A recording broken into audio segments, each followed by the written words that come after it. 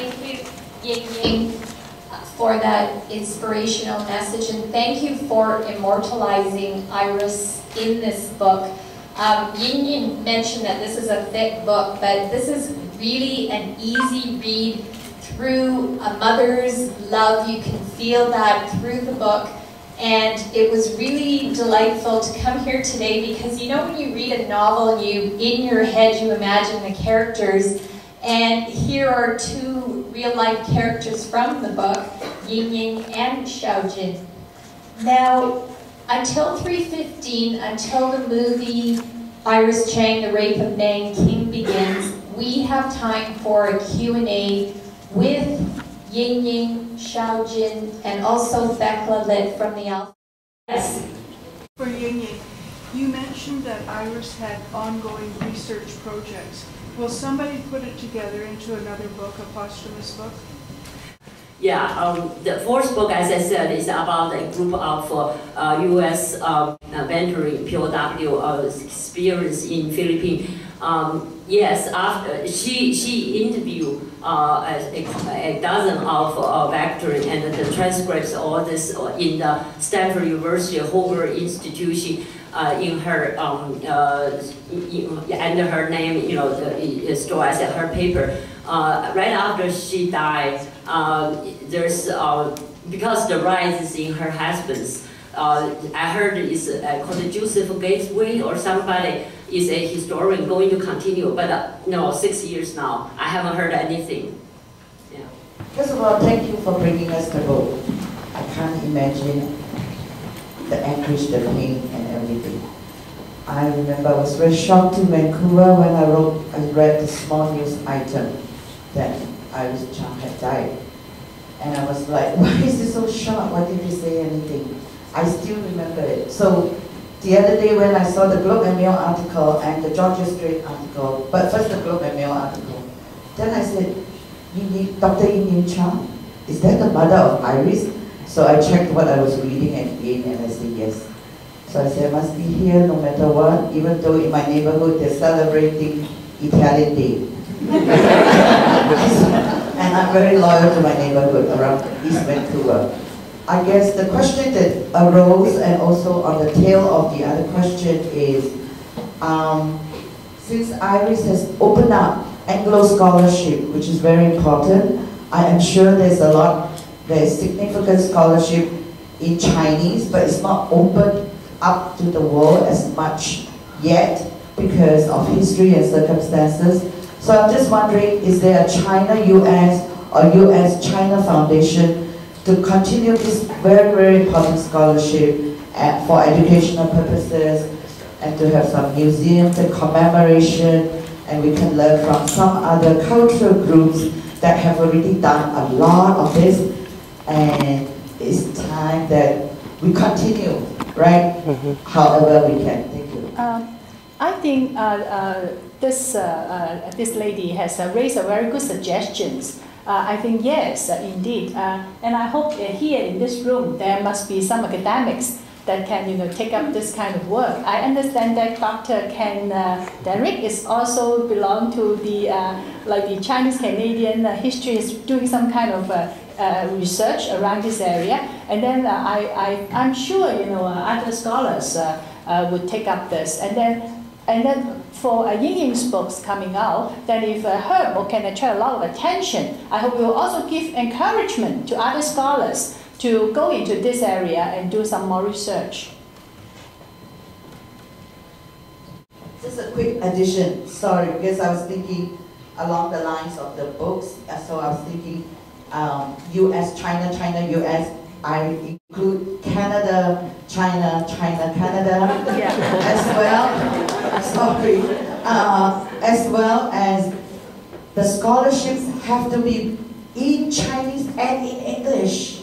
Yes, that definitely. is the part that is locked up forever.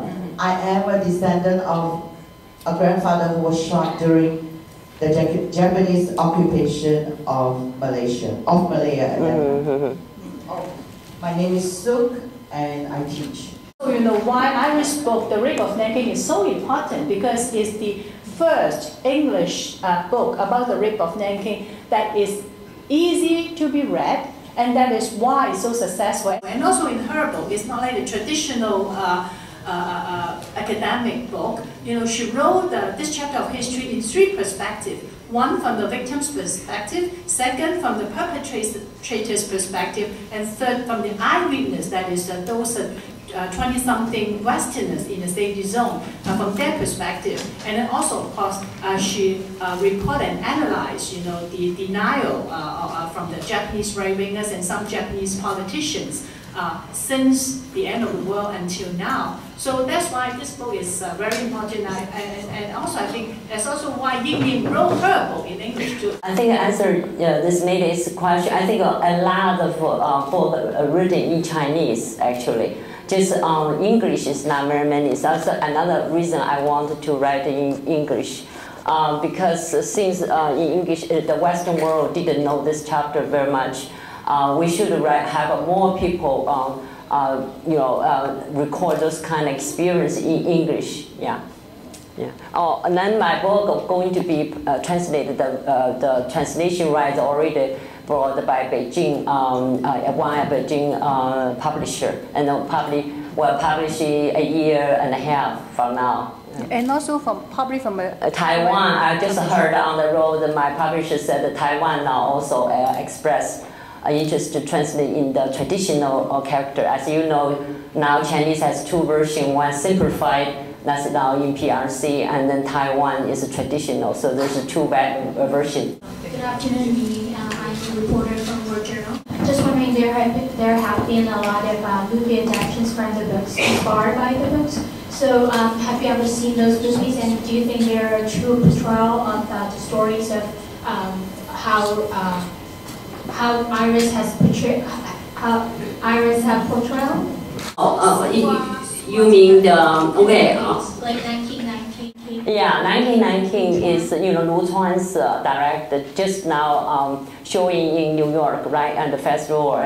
Yeah, I mean the director has his own version, but of course the basic historic facts is I mean Iris's book is in English, but actually the fact is known. Actually, in 1930s, there's a front page news, in everywhere in not only in China, also in U.S. So those is just based on the facts. Of course, is correct. I think it's a true fashion of You mean Lu Shan? Yeah. But of course, he dramatized, right? He put the fiction figures in the movie though, so you just have to see the background. The historical background is correct, but of course any director can put a fiction story into that context. Yeah, but actually, I think you mentioned about various movies and books, that's published or produced after Iris' death. But I think only this one, Iris Chang, The Rape of Nanking, really portray Iris. The others talk about the Rape of Nanking. Like there's a movie done by the German filmmaker called John Rabe, and then that is about the chair of the Nanking International Safety Zone, and also of course some other Westerners, how they saved the over 200,000 Chinese during the Rape of Nanking. And then of course John Rabe's diary was unearthed by Iris.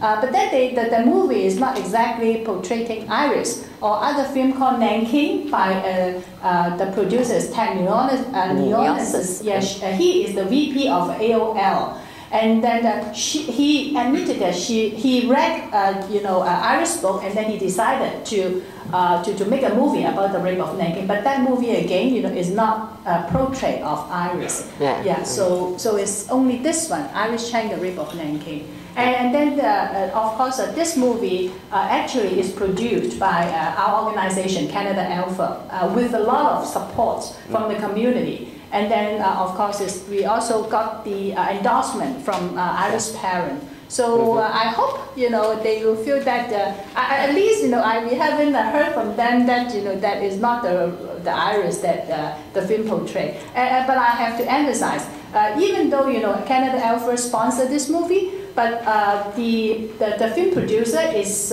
Canadian, a filmmaker, and then they did their own research independently. We only provide financial assistance, but we didn't, interfere with their research or their production. And of course, we help them, to get contact with the victims, because they also want to interview some victims in China.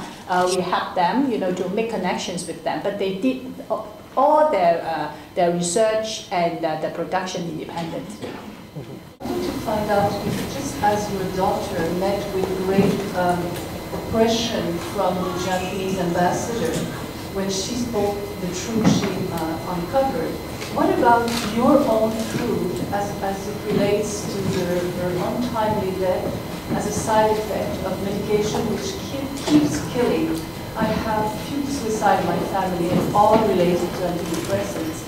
So I'm very curious if you, this amazing energy that she inherited from you probably are also exposed to a lot of flack from pharmaceutical companies who are challenging your conclusion, which are conclusions of so many researchers.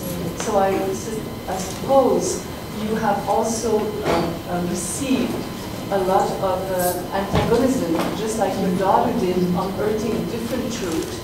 But has there been a reaction from the manufacturers of antidepressants? I haven't heard anything from the from pharmaceutical. But I'm a scientist. I'm not against people to take antidepressant or medicine or whatever. That's I keep saying. You have to consult your doctors about this. But this is my observation. Just one case though. My daughter. Because my husband and I is the last close to caretaker of her. Of course, they can argue. I'm not a psychiatrist. What I observe maybe not right, but what can I say? That's why that scientists for. I just record what I think, But so far they have no one contact me. This is I don't know. Have you? You said your family has this anti. Well, in France they have banned some antidepressants because the proof is there. So I was wondering if... since I was on the road from mid-20s through to New Jersey, New York. In Manhattan, I gave a talk. Actually, one of a man just followed me all the time, and until everyone gone, he told me he's the survivor of antidepressants. He said what I said is true, and he took antidepressant. He committed suicide. No, fortunately, he survived. So this is not just one, and I heard another one. Now I have an email people saying, like this. I'm a scientist. I cannot generalize just because I have one case. So the drug company have to do more research to confirm that, because definitely there's a racial difference. That's why I in the book I show that Asian has a much lower tolerance of the dosage. So iris is prescribed by the Caucasian level. So maybe it's too much. So all this is just like a reference for the psychiatrists and the pharmaceutical to think about it. Maybe they should be more careful to doing research based on the racial difference, gender racial difference, and also more work to record. One thing troubled me the most is turns out there's many books now come out. A lot of people has a suicide in family, sue the company, but once you settle, they prevent you tell. So actually that's why we didn't know until recently. There's a book as Alison Bass, the Boston Group's reporter. She wrote a very good book about Paxil. Actually it turns out, the New York attorney sued the company and win, I think, yeah. Professor Chang, I know it's been 7 years, but I still want to express my sorrow for your loss, and I hope that that the fact that millions of people know about the story of the rape of Nanking because of your daughter's work helps. I wanted to ask you, though, how important was it to her that Japan formally acknowledged that this has happened, that the rape of Nanking happened? How important was that, or would that have been to Iris? I think it is very important because when we say we force Japan to apology, and then Japan side always said, how many you want me to the Japan to apologize? Because we apologize many times, but most is informal. Sometimes it's personal. Sometimes the Japanese Prime Minister personal apology. They never have issued a written, formal government issued apology. That's what we want, right? You have something to, yeah. I think because, yeah, as Ying Ying said, many Japanese politicians or right-wingers will say, oh, you know, many Japanese politicians, even our prime minister, have apologized, and then for so many times. If you go to the Wikipedia, you can read a long list of apologies, you know, made by the Japanese politicians. But again, you can also, you know, from the Wikipedia, you can see a long list of denials from the Japanese politicians as well. So one day, you know, even when the Japanese Prime Minister apologized, the next day, maybe the educational minister will say, oh, these are all lies, or the comfort woman, you know, they're earning even more than our soldiers. You know, this kind of ridiculous comments.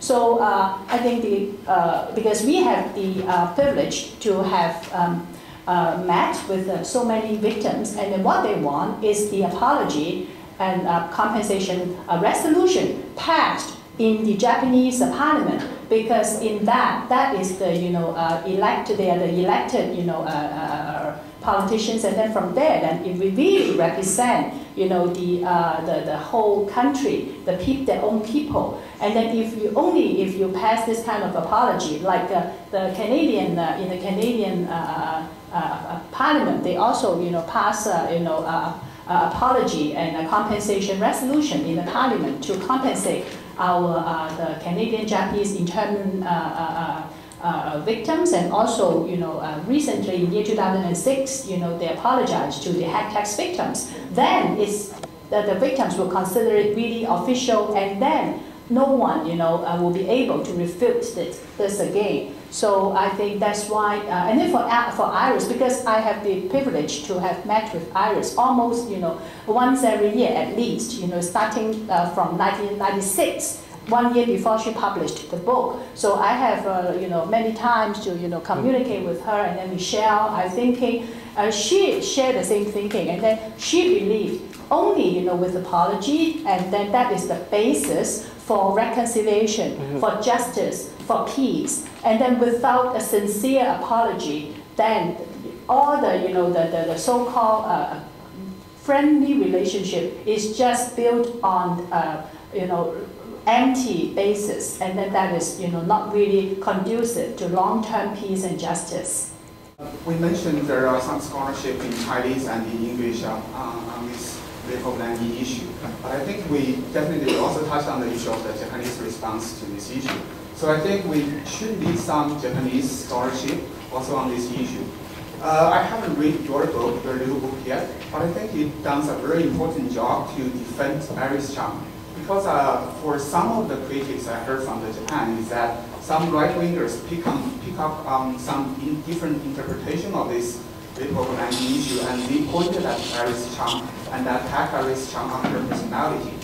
I think this is really unfair critics.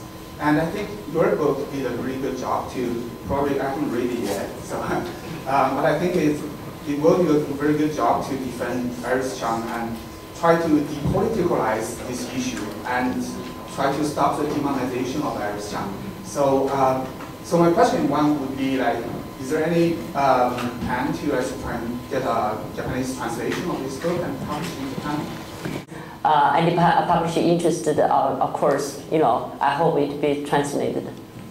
And then to respond to the Japanese scholarship on this issue, I must say that, you know, even though I would say that so-called mainstream, or, you know, the right-wingers, you know, in Japan, of course, they don't want us to talk about the Rape of Nanking, but there are actually also many progressive Japanese scholars. They are also, you know, very eager to also unearth and also to report on the truth of this chapter of history, because they really believe only if we have a common understanding of this chapter of history, there is basis for really, for reconciliation and for justice. And then there are quite a lot of Japanese scholars. They publish also about the Rape of Nanking. Some even publish it in the English. Like one Asahi reporter journalist, he published his, his work on this issue, the Rape of Nanking. I wanted to support what Tekla said, and this is not to make light of all the people who suffered. I mean, my own family has suffered, right? More than one generation. But that aside, when I was a child, I thought it is the people who suffer who need the apology. I still believe in that, even though I'm no longer a child. I'm very happy. I'm 2 years away from being 60 years old. In the last 10 years, it's very clear to me at every level, and I'm not the only one, right? That an apology is really good for the aggressors. Thank you.